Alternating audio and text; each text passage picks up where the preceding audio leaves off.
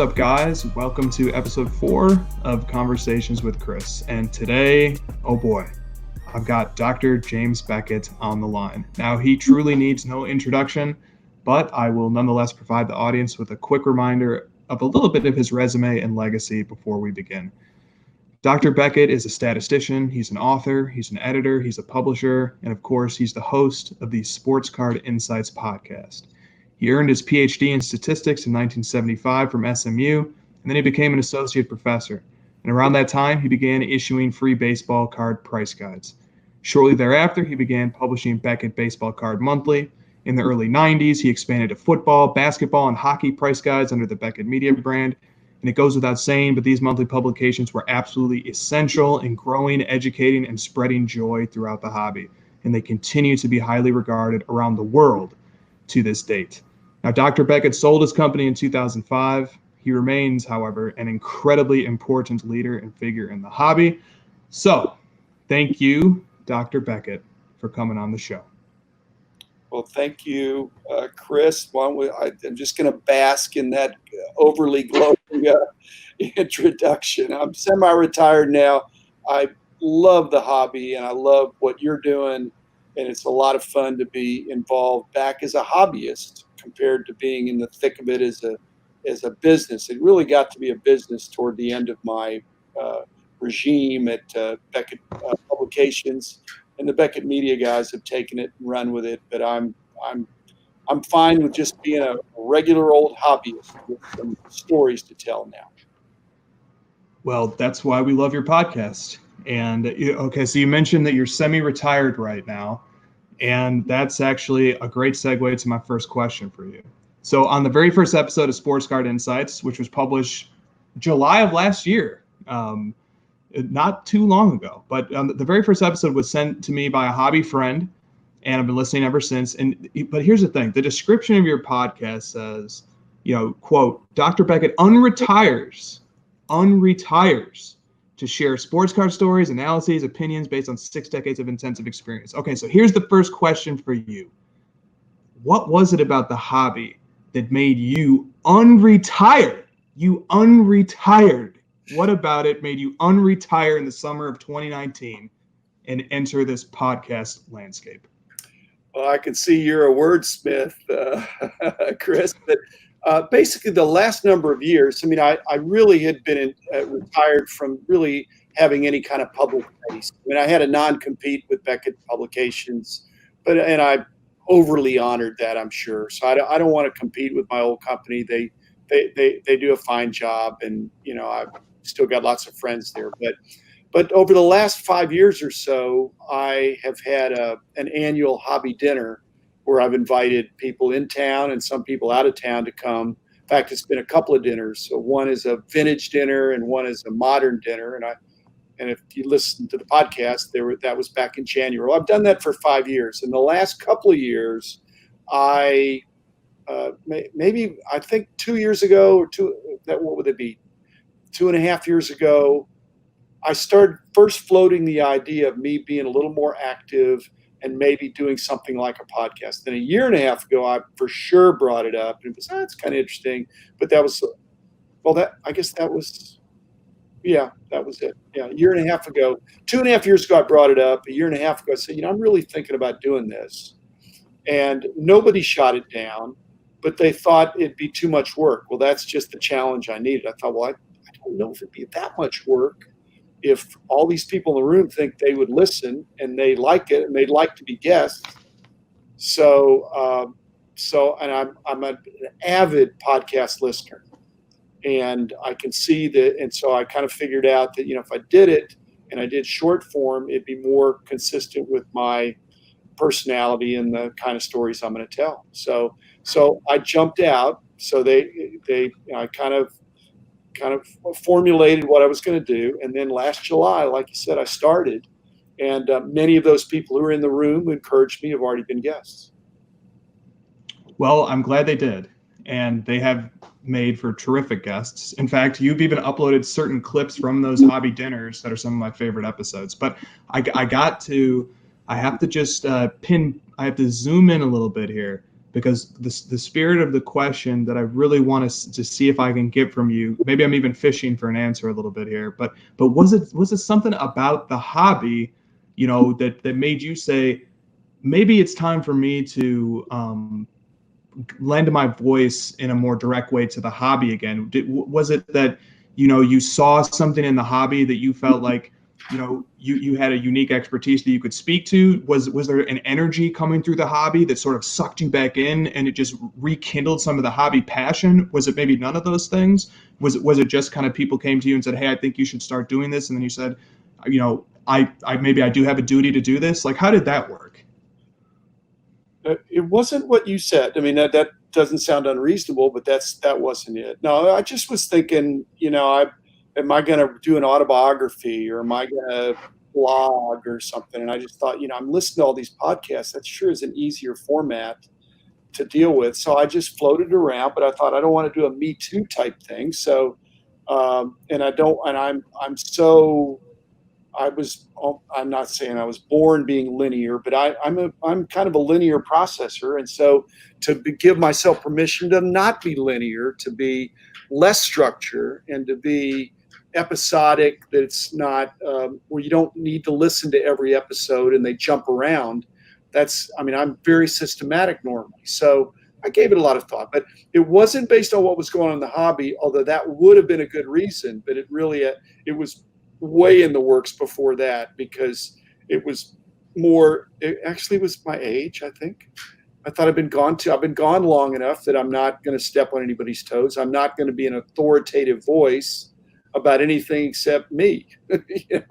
I'm not doing price guides anymore. So if I say something is overvalued or undervalued, I'm not really stepping on toes, I don't think. So I wanted to be able to say what I wanted to say, and be positive in the industry. And so I kind of floated it out there, but it was not based. In fact, it was mainly, I turned 70, and I thought, when I turned 70, then it's not that I was feeling my mortality, which I've also done an episode on. I think I'm going to live forever, but I know I'm not. And so I'm thinking, well, what am I waiting for? So I turned 70. I thought, I'm going to do a podcast, and I'm going to do it daily. I'm going to do it for as long as I want to do it. And that's going to feel like being unretired, even though I'm plenty busy. But it's not, I don't know, you say unretired when there's hardly any revenue. So it's not, but again, I've been blessed. I don't really have to work. So anyway, it just seemed like the time was right from my point of view. Waiting another year, but I don't think I was holding back. It just, like I said, I got a lot of affirmation from people in the industry that I respected. And it turned out, the part of your question, it turned out to be a really good time. Yes, it did. But that was coincidental. Wonderful. Well, fortuitous timing then.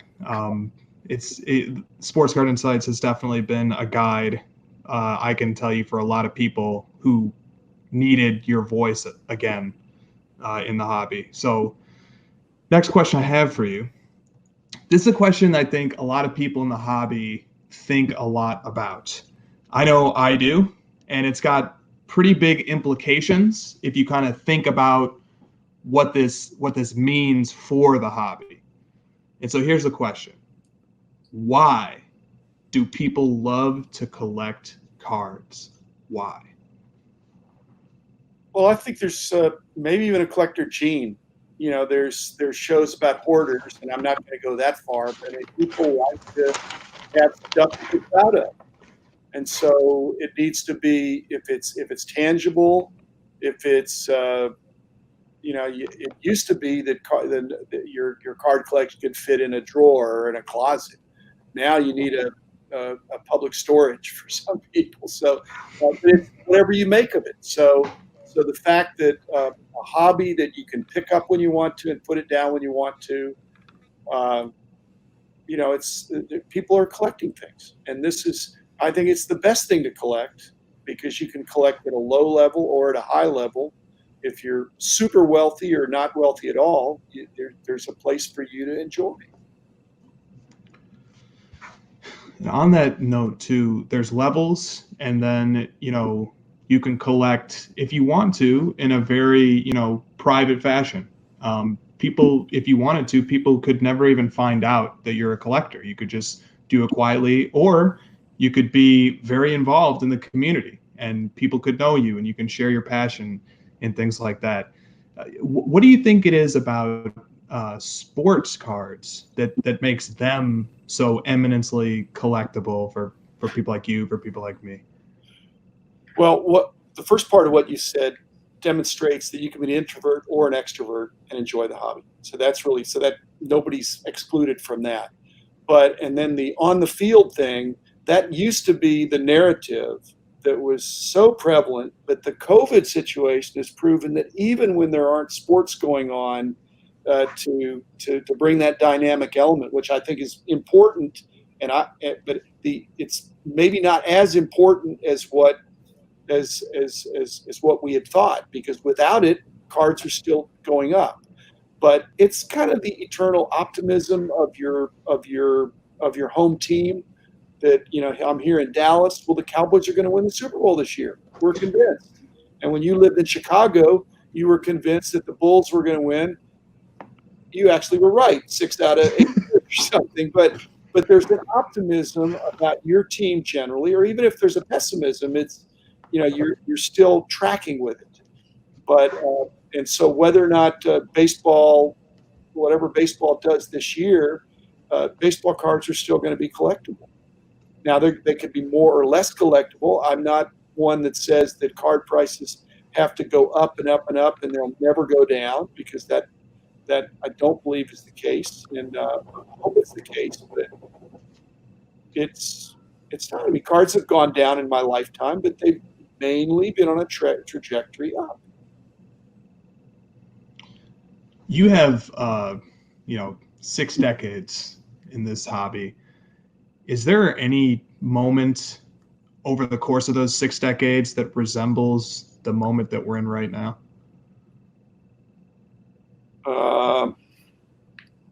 Was it October 17th, 1987? The Black Friday? Right. Yes, Black Friday, infamous Black Friday. Cards doubled almost overnight of vintage. Oh, that's a great story. That's okay. I thought about that, but that was like almost overnight. I mean, just from one month to the next, all the vintage cards, and the prices were changing so fast we could barely keep up with it. But it was people were moving toward those, a different asset class because the stock market had let them down. But yeah, the old cards were just what they were, and then overnight. And so, are you kind of It's whatever that day was. It was fall of '87, October. And are you kind of analogizing that then? I think clearly, but just to make it explicit, kind of this COVID moment that we're having, where the macro condition. Yeah, there's no amount of micro. I mean, it was the world changed. Okay, the group psychology. There was the movement of people. They formed new habits. They looked at things differently. I mean, otherwise it's just a gradual increase, and we're seeing a little bit now. We have more collectors come in. The more finite supply and more demand, that can be kind of predictable. But a jump shift in the culture, which COVID was, that who knew that when you're sheltering in place, you've got nothing better to do than buy cards. And more buy than sell. Yeah. Well, and we have more collectors coming in. We have people coming in who maybe don't even have collecting background. Some do. So like, recently I've been talking to people who have a fantasy sports fascination, and then now they become interested in cards too. Some of them, many of them, do have these nostalgic ties to collecting as kids, because like this is a topic you've talked about. Cards were such consumables in the 80s and the 90s that almost everybody had some sort of touch to it who was like a sports fan, and so forth.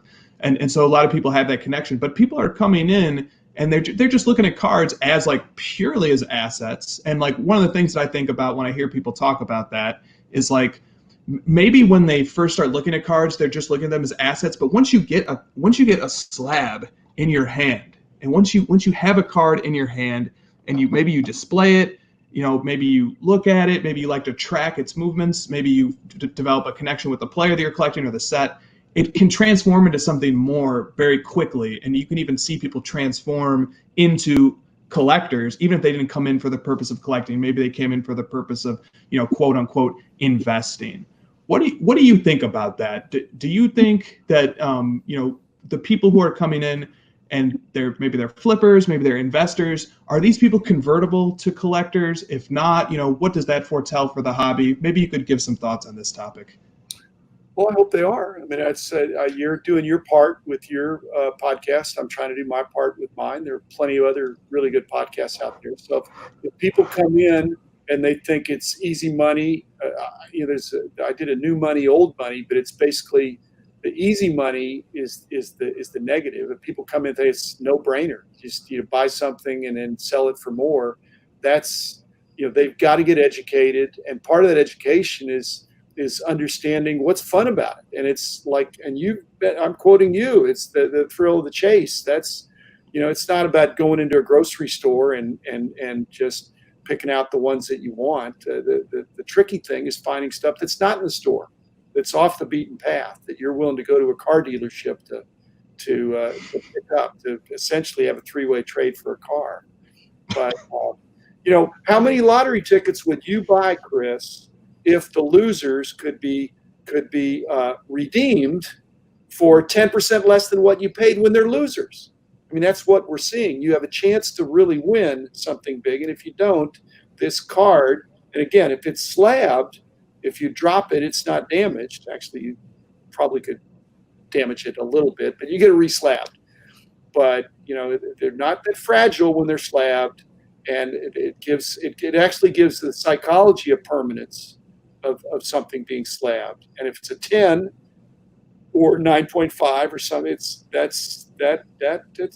there's again some psychology there of people thinking this is different than having a piece of cardboard that somebody could put in their pocket and sit on. No, it's a slabbed piece of, I don't know about art, but it's a collectible, and so it's not consumable anymore. And the cards are not really intended to be consumables. They're not the free thing you get with the gum. There's no more gum. And you know why they took out the gum? Because the gum put Topps at a competitive disadvantage. Because when they had gum in there, they were restricted by the FDA to only use certain kinds of inks and cardstock. They couldn't keep up with the others who could do all these chromy kinds of other treatments that were higher end. Very interesting. So okay. One thing that's definitely happening in the hobby right now is a lot of product is being made. Panini has roughly 30 different basketball brands, and I love just about all of them. And there's collectible cards in every single one of those products. As a Luka Doncic collector, in addition to being a Michael Jordan collector, I love hunting for some of those cards. I love one of ones. That's one of my most passionate chases, is finding one of ones for some of these brands and sets. But when it comes to the proliferation of cards right now, the question that I always come back to is, well, how many collectors are there of these brands? How many people are buying these cards with the intention of keeping them? I guess what my question boils down to is, how many collectors are there? I'm pretty confident Panini knows the demographics of how many people are buying their products. They need that information to make forecasts for how much to print. But what do you think? How many collectors are out there in the world who are consuming sports cards? Well, I don't know the answer exactly, obviously, but I do think that the slightly different question is how much of the production run is being put put away as opposed to opened and collected and used. I mean, if more than 10% of the production is being set aside for speculation, then I don't know that 10% is the absolute number, but if it's less than 10%, I'd be less worried about it. Back in the day, you go back to the junk wax era, it was a lot more than 10%. And the price points were a lot lower. There were warehouses full of stuff. I've seen some. So now the price points are up there that there are not many I don't know that, I don't think the people buying on credit. I mean, I think these are people that are buying it as an investment. And again, if it's less than 10%, I'm fine with that. If Panini thought it was 50% or some big number, that would not bode well. But I don't think that is. In fact, what's good, Chris, and I'll use Luka as an example, is that the healthy aspect is that anything Luka now sells. And if you go back 5 years ago, base cards were not held in. They not only were not held in esteem, they were not held in your hand. They were left on the counter. And so any Luka card now has value and has potential to be graded, that they're going to take care of it.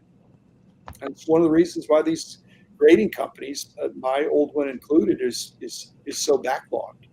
So, yeah, so you can't. So that's healthy. So if the product is being opened and every card finds a home, that bodes well for the future. And if 10% are held back, then that's okay. We'll see. I mean, I'm sure there were cards held back from your golden era of the 96, 97, 97, 98, of some of those cards that you love are in there. But you know what? I don't think there's a whole there could have been some of that held back, but I don't think very much, to where now go find some unopened stuff from there. I don't think it's there. They surely can't be waiting for it to go up higher. Do you think? I mean, well, who knows? I've been wrong so many times. I look at the hobby and I say, this is it. It's not going higher. We are at peak. And then I'm proven wrong time and time again. So I don't know. Experience tells me like probably we've reached a peak with something like 96, 97 chrome boxes are going for $5,000. The odds of pulling, the Kobe or the Jordan or the key rookie refractors, those cards were super tough. Maybe you get a Kobe, but in order to even come close to making your money back, it's going to have to grade really well.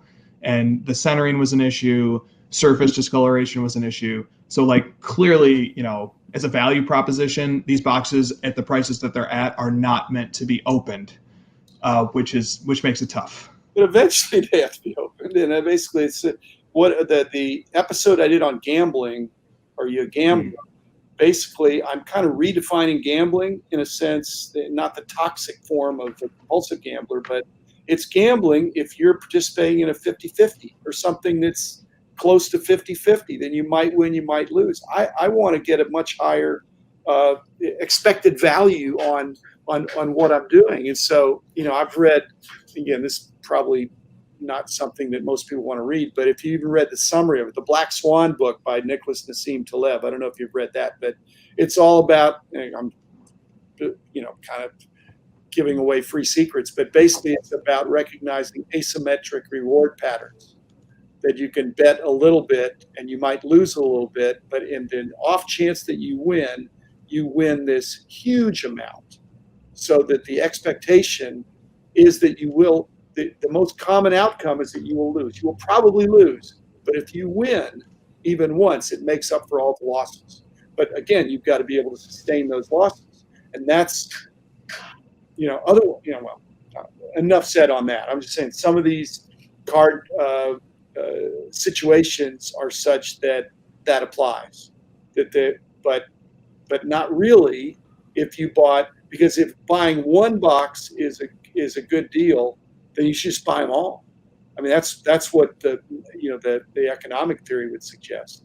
It's like if half the cases have been opened and you know that the grail card in those cases has not been found, you're positive of it, and it has a buy offer out, which is out there for in one case for one card, that is such that you could buy the rest of the production if you could.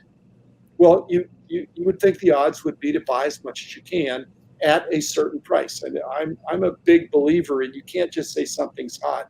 It's hot associated with this current price. And if it's a good deal, then buy it. And that's not gambling if the odds are in your favor. And again, if the odds are 55-45, even 60-40, there's enough friction in the transaction that you're not really making a lot, probably. But there's some sure things in this industry, but they're based on having a lot of knowledge, and you're helping with that. That is an all-time great answer, and that's extremely interesting. So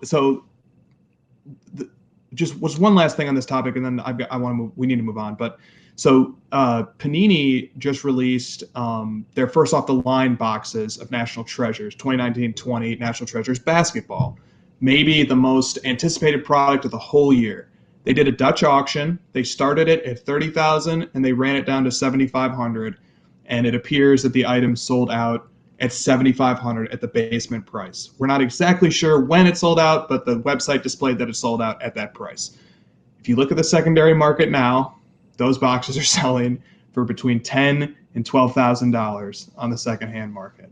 So perhaps that is sort of speaking to the value proposition that people are seeing, even in a box like this that they know they could have got from Panini's website for all the way down. The way the Dutch auction works, it runs backwards from $30,000 down to $7,500. They could have bought in at $8,500. They could have bought in at $8,000. They could have bought in at $7,500. They didn't. But now we look at the secondhand market after a couple of these Zion Williamson RPAs have sold or have sold. I say that in scare quotes. And all of a sudden, these boxes are now $10,000, $12,000 a pop. The whole thing, I mean, it's not that here I'm talking about not being a gambler, but I hope I'm not talking about this other side of my mouth, but sometimes you got to be bold, and if you're not bold and you're risk averse and you want to see what the floor is, then you pay a premium for that. But, it's just different personality types.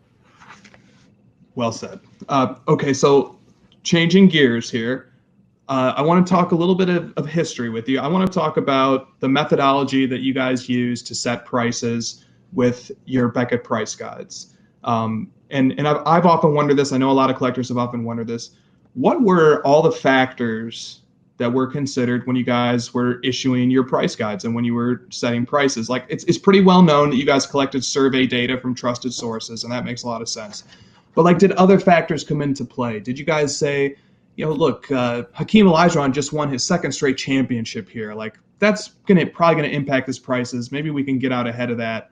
Or does narrative, like the economist Robert Shiller, he is a big believer that narrative is what shapes economic trends far more than any data set we could look at. Whatever the country's narrative is really important. The story that we tell ourselves and the level of optimism that we feel is really important, he believes, in shaping financial markets. So just to bring it back to the question here, what were the factors that you guys looked at when you were setting prices? Was it strictly survey data, or did you, take in some of the other pieces of information such as narrative and media coverage as well, and accomplishments? Well, that's a compound question. As an attorney, you learn how to give these compound questions. But my attorney objects, but I'll go. First of all, I don't feel like we set prices. We're trying to reflect the prices that were there. And when you say what's going on in the field, or on the court, I mean, we were more aware of it than most people because we were tuned into that. And that was a fun part of the job. But it was more to clue you in to be prepared that if somebody had a triple-double or, hit 3 home runs, then there may be a movement on the cards. There probably will be a movement on the card, but we needed to see that. So I don't think we were really setting the price. In fact, as much as possible, as you read off my background, I mean, basically, statistics is the science of decision making in the face of uncertainty. And so there's always some uncertainty there. You never really have all the data. But as much as possible, we were trying to make it as much science. There's a little bit of art and a lot of science. And so we wanted to minimize the art, the interpretive stuff, and go on the empirical data as much as possible. So we weren't turning down any data, but some data was more difficult to gather than others. But we did two things differently, at least in my regime, that other people, the other price guides, let's say, I don't think did either at all or as well. And one was that we really, without making a big deal about it, we really considered the quality of the source, where the data was coming from, whether this was whether it was a dealer that we had a very trusted relationship, that was a really straight shooter, or somebody that was a flipper, hyper, or bargain basement that didn't care, not very, you want a knowledgeable seller and a knowledgeable buyer. So we really looked at the quality of where it was coming from, because we had people that were not telling the truth. And so we were at the peak, we had analysts on the East Coast, West Coast, and Midwest every weekend at the big shows, and they could see, here are the cards for sale for $1,000, and then the guy wants to report that he sold it for $1,500. Well, we just walked by the table; it was priced at $1,000. So, and then if you walk by the table, it's still at $1,000. It's not sold, and the guy wants us to bump the price up, and so. I don't want to be too negative, but anyway, so there was that aspect of we considered the source, and there was a level of verification that made sure that that really was data. It's like eBay, of looking through the eBay data and making sure it was a fully consummated sale. Okay. Okay. The second thing we did that I don't think other people were doing is that we took into account non-sales. In other words, when something is out for sale, reasonably advertised and aware, it's out there, and it's the price is known, and it's not selling. Well, it's kind of hard when somebody says, "Oh, I'm selling like hotcakes at $12, but at the show they're $10, and nobody's even making offers." That's one of the reasons we did kind of price ranges, but. So I think we did it. We came at it a little differently, and I think I can't say what others did, but I don't think other price guides were doing that. And again, a lot of those things, what I'm saying probably makes sense to you. It's you're reasonably analytical, or maybe very analytical. You're trying to factor. You're trying to see what's out there, what's selling, what's not selling. The problem you're having now with unfortunately collecting these guys that are so popular is the velocity of the sales, and people are projecting the trends to where you're having to buy things at tomorrow's price. I want to buy at yesterday's price. In fact, that makes it not gambling. Okay, and to do that, you need if you know, again, I don't think it's wrong if you have knowledge that somebody else doesn't have. Well, you've kind of admitted that, in some of these venues where you're buying cards, they're not aware that the price is now X. And I don't think it's your obligation. In fact, if they wanted to spend the time, they could listen to your podcast to hear it. But if they don't, I don't think it's your obligation to fully educate them at your own expense, so that you can then pay them a higher price. So again, that takes the gambling aspect, but you paid your dues, you did your homework, and so you have an edge. So it's not gambling. Yeah, an ethical dilemma comes up sometimes when you'll see an item listed on eBay, and let's say it's about a $5,000 fair market price, roughly speaking. If it was just ran at an open auction, this is what it would end for. And you have a seller who doesn't know what it's worth, and they put it for like $200, and somebody buys it immediately. An ethical dilemma comes up, and you say, what should happen here? The seller is just absolutely got killed, but like you said very astutely, that's because they haven't paid their dues. They haven't done the research. They don't know the item that they're dealing with. And so these ethical dilemmas come up sometimes, and it's the way it goes. We'll see, ultimately on social media, we'll see the guy who bought the card and got the steal. What do you think about those situations? There's an additional factor there, and that is the original seller who did not have full knowledge was, and I don't know if being afraid is the right word, but was unwilling to put it up for auction.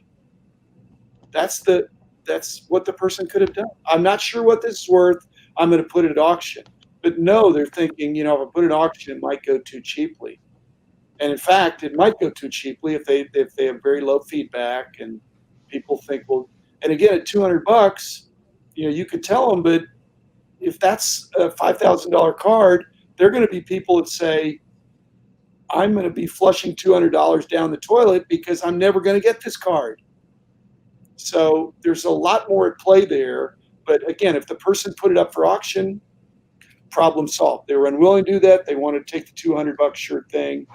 I'm doing the Schiller narrative, to make myself feel good. Again, I for all those years I didn't buy cards because I was pricing cards, and I thought, I bought cards for sample cards, but not to make money. And now, like I said, after 15 years of being retired, I'm thinking I go to a card show, if I see a card that's a good deal, I can buy it if I want to, and I'm not going to affect the price of it. It's just, and mostly it's for my own collection. I'm not really, but again, if something is way off, and again, they had a choice to put it on eBay as an auction. ComC, that's the dilemma of ComC. And I've even lost money on ComC in the early days. I'd put things in there and I'd put a price on there, and it would just get, and I'd either misprice it just because you're going to miss a few, and somebody would flip me.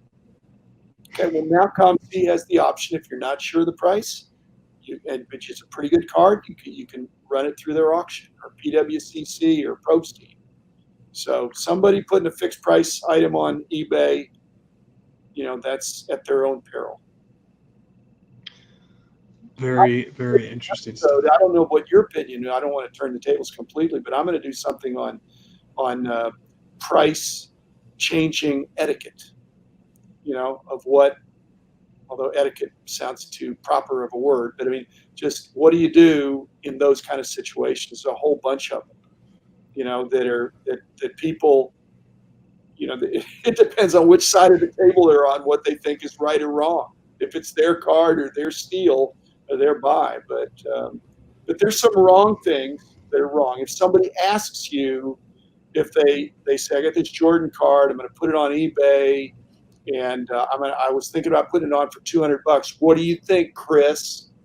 And if you say, I'm not sure you're going to get $200 for it, just give it to me. I'll give you $200. Now that would be low, but if you said, you know what, I just don't. I think it's worth a lot more than that. You ought to put it up for auction. But they may, like I've said, there's fear of missing out, but there's also fear of embarrassment. You put it up for $5,000, I'm going to look stupid. Okay, well, you really look stupid putting it up for $200. Yeah, great point. And I like the way, so like you said, it depends on what side of the equation you happen to be on. That's going to influence your opinion. I like the way you put it. You just laid out the factors and you said, hey, if we try to look at this as dispassionately as possible, there's a really clear avenue that solves all these informational problems. Run an auction. And you'll figure it out. They chose not to, for whatever reason. They chose not to, and they could do a Dutch auction. On eBay, you get free listings for some amount for anybody. You put it for $5,000, doesn't sell, and maybe you get an offer. Maybe you take it, maybe you don't. Next month, put it up for $4,000. You can do your own Dutch kind of declining thing. But $200 shows a lack of confidence, lack of homework, and timid enough not to do. Most people don't do an auction because they think it'll go too cheap. That's right. So. That's right. Okay. I just want to touch on grading and BGS really quick. A lot of people, people can listen to your podcast because you've done a lot of stuff about this, but I just want to get your take on a couple of things here. One of the things people love about the BGS slabs are the subgrades. People love the subgrades. They love to be able to look at the subgrades on a card. and see exactly what the grader was thinking, or get at least more of an insight into the subgrades. And I want to give you a really an analytics-based example of something that just happened yesterday. At auction, 3 copies yesterday of the Fleer 57 Jordan rookie card sold on eBay. And here's what happened. 2 were BGS 9.5s, gem mints. One of them had what we call premium subgrades, 2 9.5s and 2 10s. This card sold for $71,100. $71,100. There was another BGS 9.5. It had what we call minimum subgrades. It had 3 9.5s and 1 9. Still a BGS 9.5, but minimum subgrades. This one sold for $21,000. Huge gap between these 2 gems. And then a third, a PSA 10, sold, and it went in between these 2. So you got the BGS 9.5 premium, PSA 10, which came in at $62,000, and then the BGS 9.5 minimum subs. So does this make sense? Should there be this big of a value gap between the minimum sub and the premium sub? Should the market be so nuanced that little, a couple subgrades are worth $50,000? What do you think about this? Nuance is good. It adds a dynamic element. Again, it plays to the fact. Again, what you've done is you've explained it after the fact of how that could happen, but you're questioning that it maybe shouldn't. No one would question that the more inferior 9.5 should sell for less if you really scrutinize it. No one would question that much less. It makes one of them look slightly overvalued or one of them looks slightly undervalued, except if you think that you could crack somehow the best Jordan 57, card there with the 2 9.5s and the 2 10s, and you crack it, and if it's a 10 centering, or let's say it's 9.5 on the corners and the surface, or edges, but anything but the centering. So it's a 10 centering, and then a 10 something else and 2 9.5s. You may be thinking, and again, I don't believe in additive restoration, but if you cracked it and you have some special way of not putting any outside treatment, but you gently wipe the surface in some way that the surface, there's a little speck there that somehow it needs to be just slightly rubbed off, or some edges that if you smooth them a little bit, or a corner that's just, you get a black label, you're laughing all the way to the bank. So that's the only play there. Otherwise, or you have bragging rights that it's the one of the very best of the 9.5s, and then the other one, but a 9.5 is not a 9.5. And I was disappointed. I was not in favor of eliminating the subgrades. I thought that was an important distinctive that our company had, and I was not in favor of that. And you know how many votes I got about that? 0. I'm not the boss. So they made a business decision. That's their prerogative. But I thought it was an important distinction. It was, again, the dynamic elements of grading, and I think the subgrades are a very important part of that. I think it was an edge for BGS. So disappointed about that, because exactly what you're saying, it's just like you're talking about the Schiller narrative. The first thing is, there is a narrative. It's a buzzworthy conversation. How can this be? And then people are trying to figure it out, and then it causes them to think, you know what? Every time I see a 9.5 now, I'm going to check the subgrades, because it could be undervalued if it has premium subgrades. And I'm going to look through my collection, and if I've got one that's barely a 9.5, in fact, the barely 9.5, that probably means there's no chance of that crossing over to a PSA 10. And so that's another reason why. So it's the best it can be. I guess I could go to SGC, but even that's not.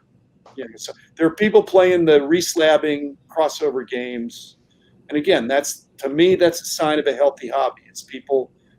Again, you have to be pretty knowledgeable, and again, it's gambling if you don't have an edge, and your edge is you're able to grade inside the slab, and that I can't even grade outside the slab as a professional. I don't even know that I'm a good amateur.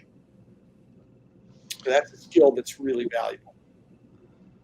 It sure is. I'm with you. I'm terrible at eyeballing cards for condition. I try, but I've been wrong so many times. Too many to count. What was the origin of the subgrade? That's such a valuable innovation. Like I said, people love subgrades. They obviously matter to the market a huge amount. How did that come to be? That was from the get-go. I mean, that was part of the original formulation.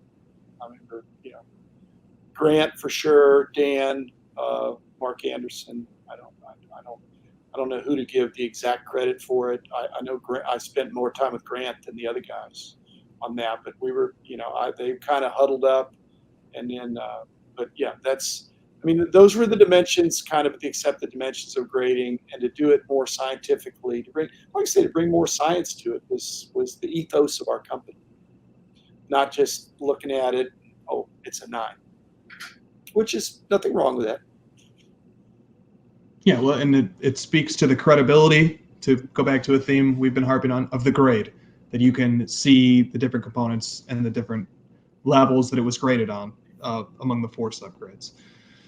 Okay, so wrapping up here, got a fun question for you, but I always get surprised by the answer to this question. I've asked it to a lot of collectors. I've posed it to Instagram followers as a poll.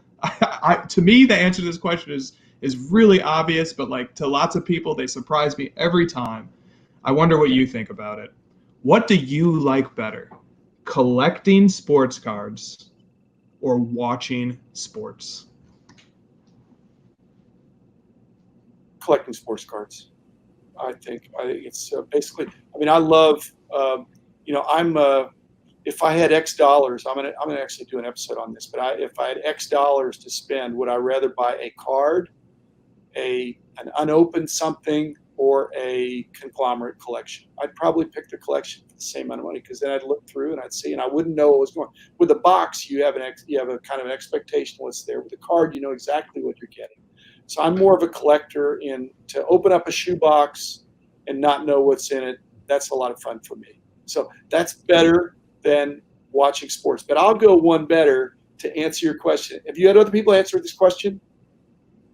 Not on my podcast yet. You are the first one. Okay, but somebody's going to steal my answer maybe. But this is really what I do, and my awesome wife can vouch for this, is that I basically do both at the same time.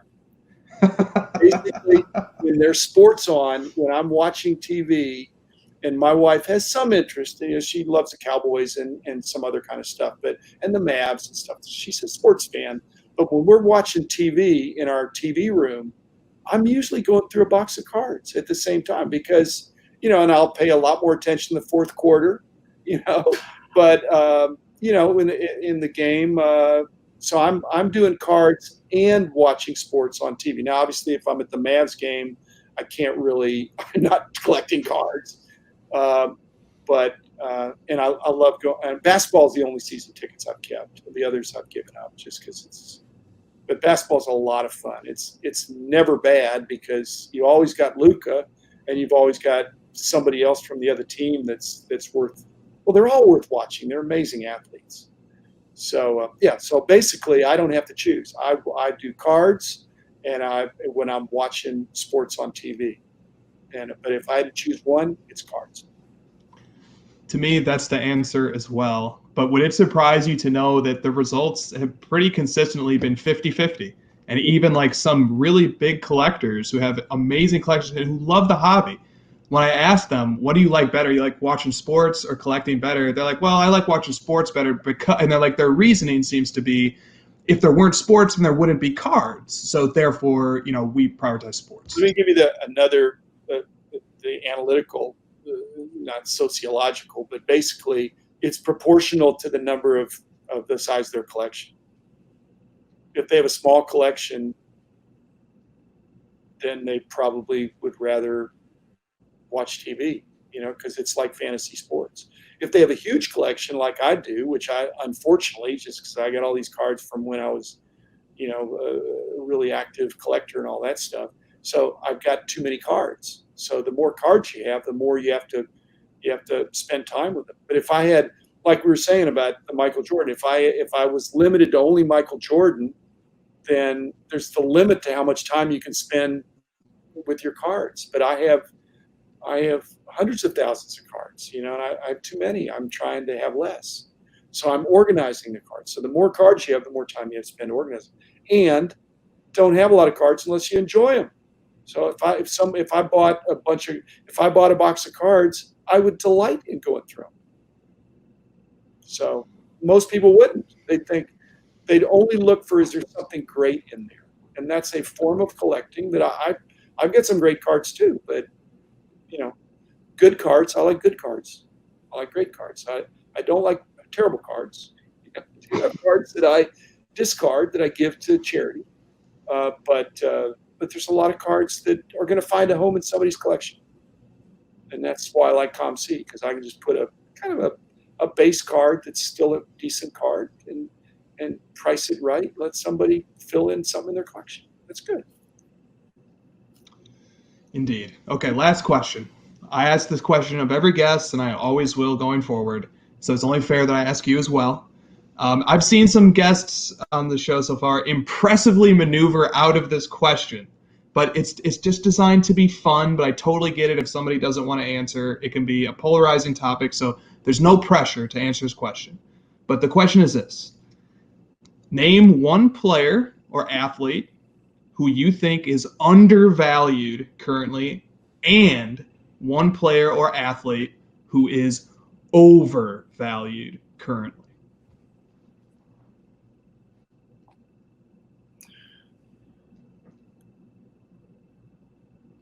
I'm going to answer it a little bit differently. I'll try to stay with basketball because I think that's your favorite thing, because it's just to narrow it down. But Scottie Pippen has singularly gone from undervalued to overvalued, not in the course of this podcast, but over the course of the last few months.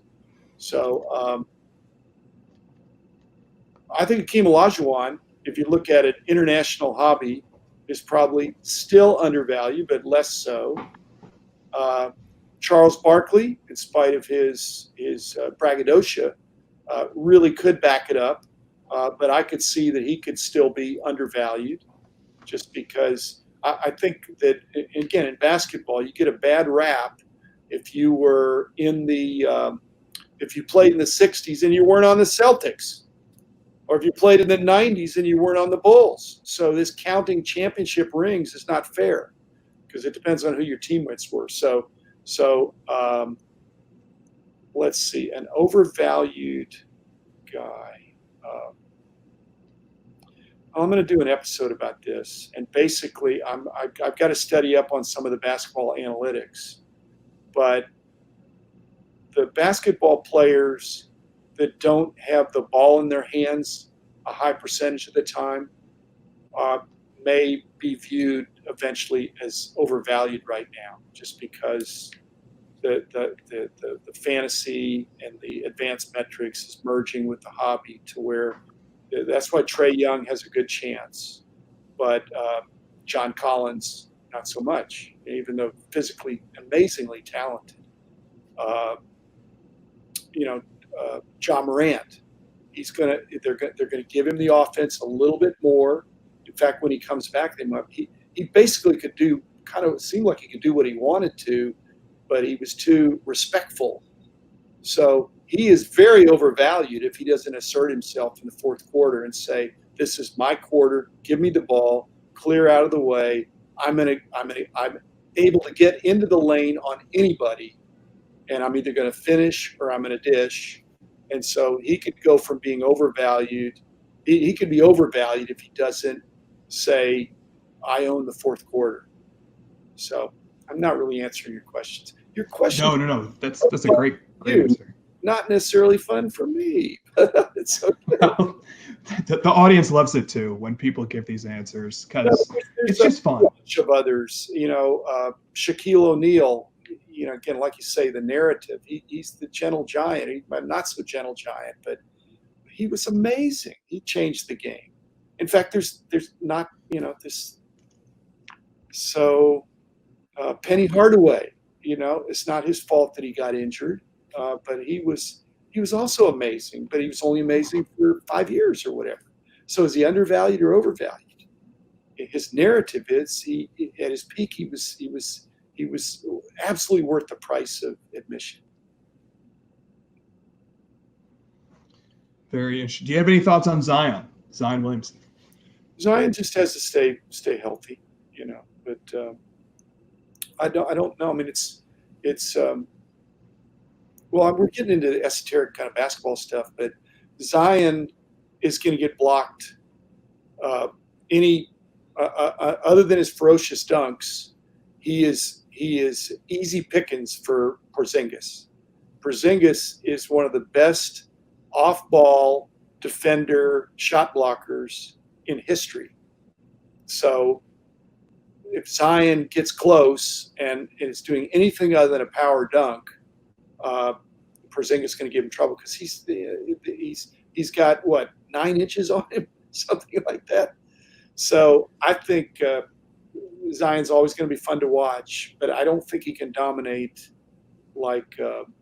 He's got to have the ball in his. That's what I'm going to do an episode on. He's got to have the ball in his hands. What makes Michael great? Give me the ball. What makes it's not Steve Kerr set up Michael Jordan. Michael Jordan set up Steve Kerr. It's not, and that's why Jeff Wilson's favorite guy, Lonzo Ball. Lonzo could really thrive in that, but Zion, I don't think Zion can. Again, they in the college they'd clear out, and he would just charge. He would just go through them. And they can't call charging every time. But in the pros, guys are bigger. That's why LeBron, as being a facilitator, LeBron is fabulous. He's strong, he's fast, he's powerful, he's cool. His shot is, he's no Steph Curry, but his shot is good enough. And so he can, and defense, he is not underrated, LeBron. And Anthony Davis could be. Anthony Davis, I really wanted the Mavs to get Anthony Davis because he is a rare talent, And it may, if they win, it's going to be because he's amazing.